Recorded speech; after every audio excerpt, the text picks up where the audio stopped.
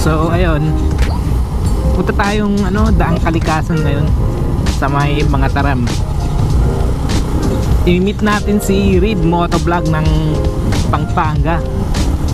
Pupunta siya dito. I-meet din natin yung mga motovlogger ng Pangasinan. Shout out sa inyo, Motovlogger Pangasinan Brotherhood. So meron ding clean up drive sa may Daang Kalikasan dahil sa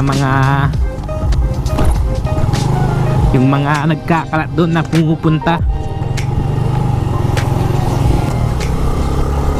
So please lang, pag pupunta doon, pagkakain, ibasura nyo mabuti, iuwi nyo yung basura nyo. Huwag kayong magtatapon doon. Alam nyo naman, disiplina lang sa sarili.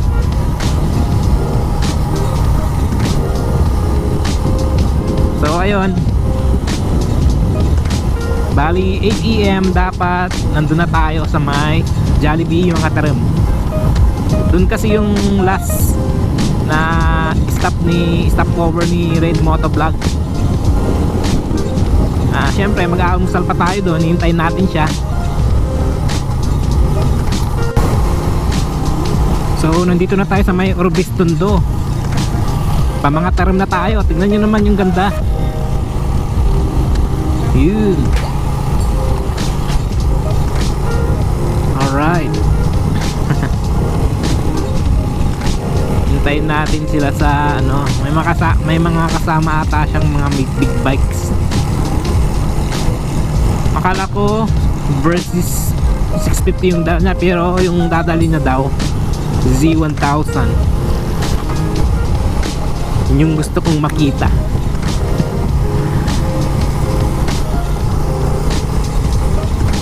Pangarap ko ding magka C1000 man lang, o yung mga Z-series. Wag lang yung Z125.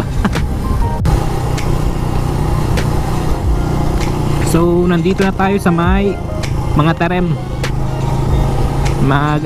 Mag-almusal muna tayo dito sa Jollibee.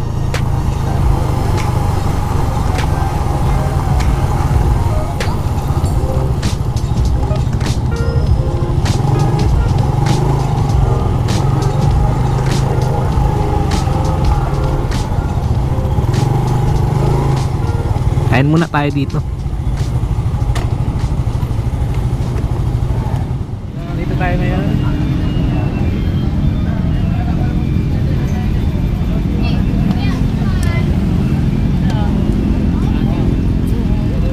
Ba dito yung mga motovloggers?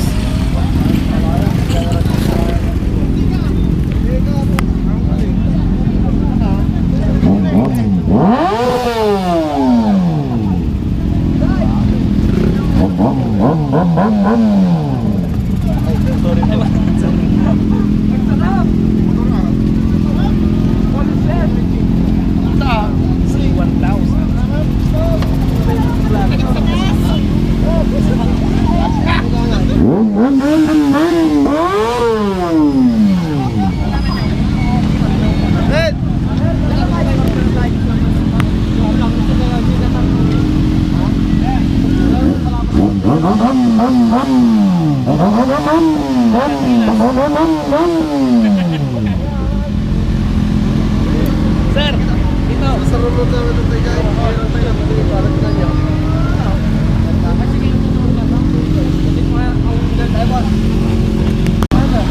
Sir Red, video? Kamusta? Salamat. Motovloggers ng mga Pangasinan to. Yan sa mga motovloggers ng Pangasinan. Sir, may picture nga kami, tatlo. May camera mo na.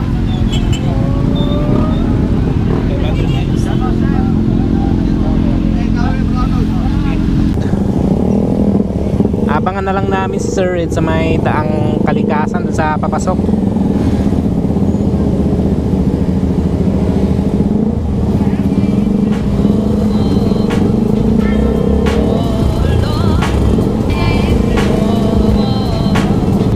Ay, Sir Red,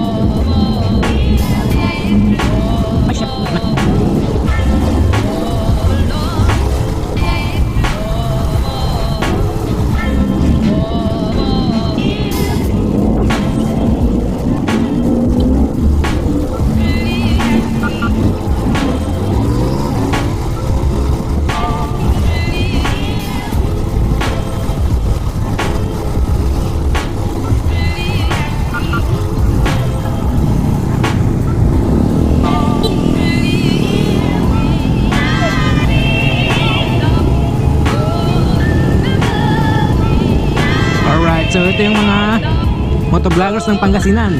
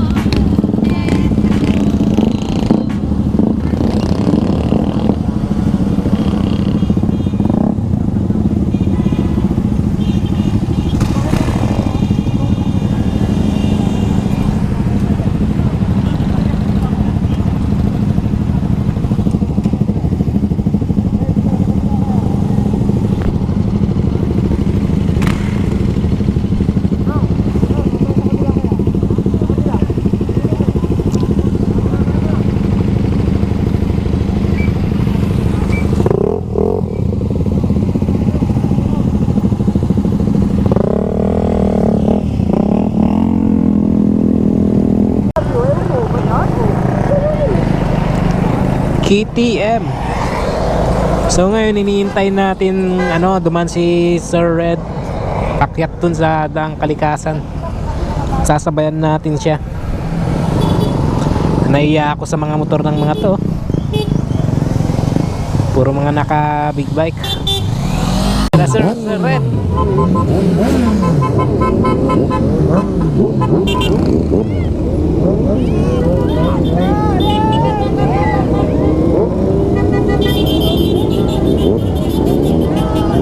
Tara. Luis G.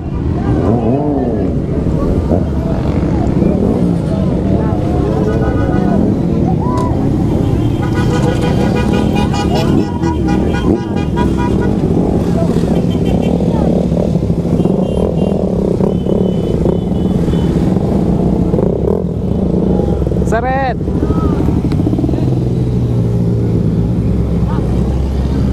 Tara na.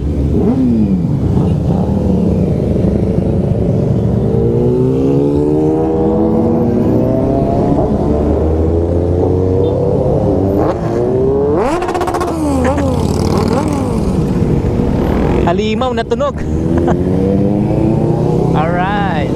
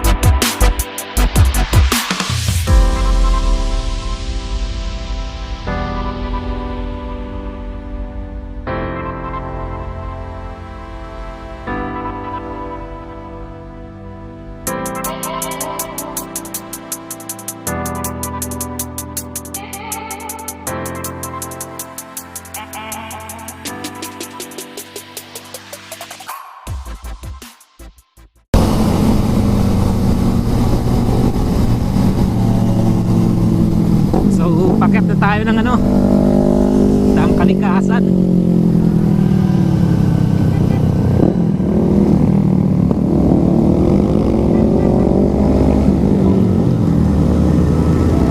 Daming big bike. Nahiya yung motor ko. We gotta create the right feel in order for it. So we first gotta understand where it came from so we can approach it the right way. Hip hop is sort of an extension of jazz. Which is why married between hip hop and jazz works sort of the same family.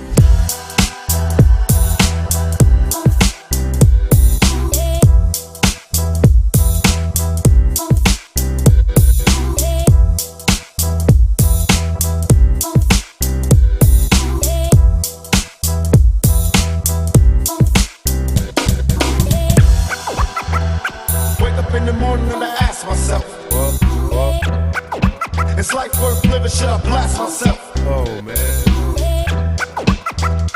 Wake up in the morning and I ask myself. It's like worth living, should I blast myself?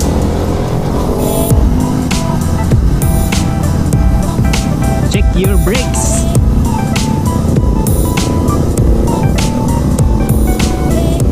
Oops, medyo magwangin mga paps.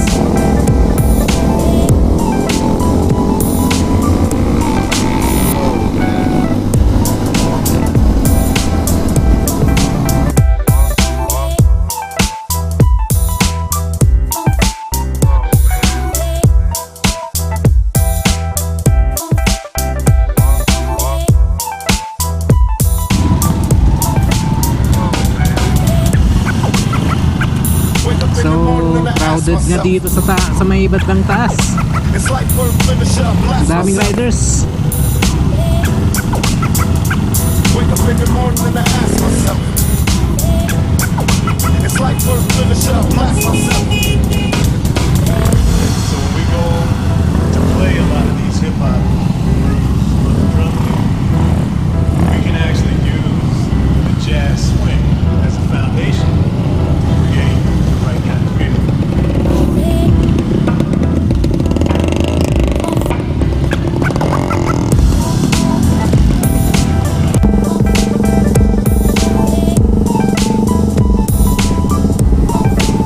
Alright.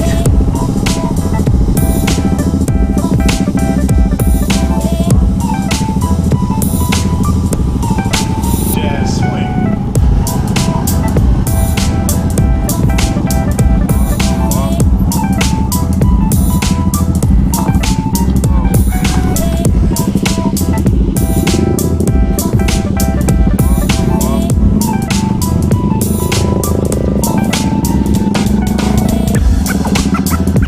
Wake up in the morning and I ask myself. It's like worth living, should I blast myself? Wake up in the morning and I ask myself. It's like worth living, should I blast myself? Wake up in the morning and I ask myself. It's like worth living, should I blast myself? Wake up in the morning and I ask myself. It's like worth living, should I Hey, blast myself? sticker. Papalit ko lang yung motor na sasakit ko lang meron one. Madya ka manaya ka. Ano ba ka?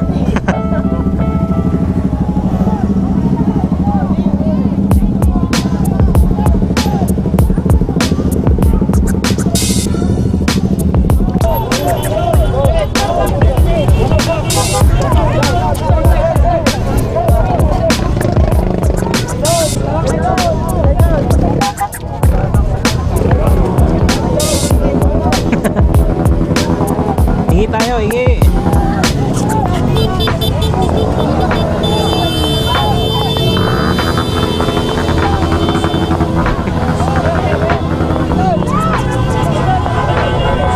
Seret, seret. Seret, seret. Huwag kayong magtulak.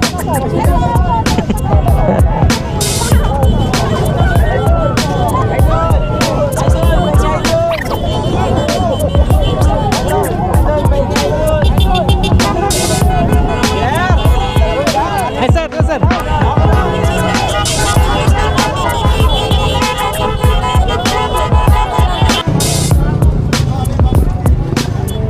So ito yung may wagang C1000 ni Sir Red. Red for speed. Halino talaga.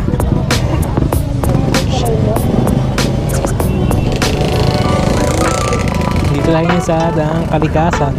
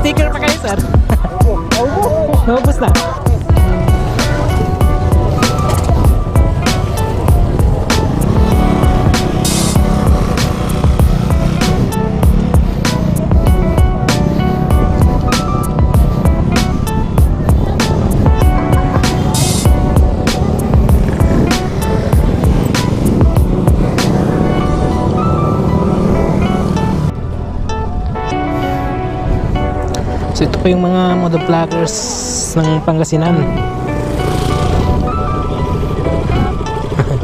Yung mga motor nila. Ito ang pa-picture tayo.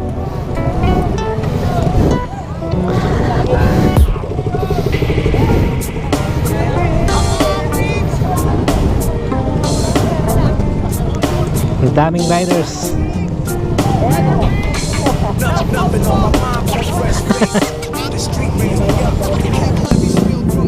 So, paalis na kami. Kakain pa daw pero baka misplit na ako. Baka umuwi na ako sa bahay. Ang oras na ba? Alas 10. Susundan ko na lang sila.